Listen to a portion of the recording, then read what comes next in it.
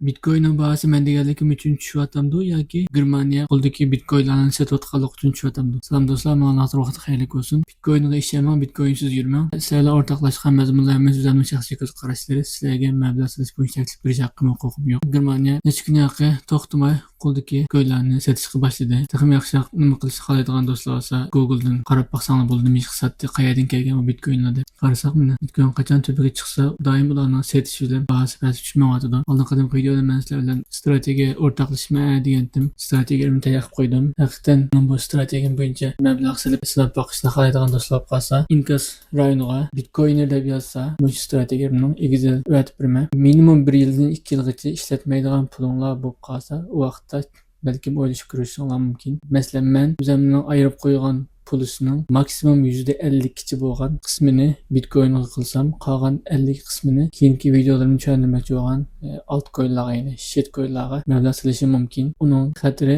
bitcoindan bakroq ko'p, lekin xatiriga tushliq, kirimi shuning tushliq ko'p bo'lganligi uchun yerimni bitcoin olsam, qolgan yerim pulimni altcoinlarga, ya'ni shitcoinlarga plan qo'ydim. Bitcoinning strategiyasini kurashni qiladigan do'stlar bo'lib qolsa, Inkas rayoniga bitcoiner deb yozsanglar, Inkas qoldirsanglar, shu do'stlarga men to'liq nusxasini sizlarga aytib beraman. Aman bo'linglar, xayr xo'sh.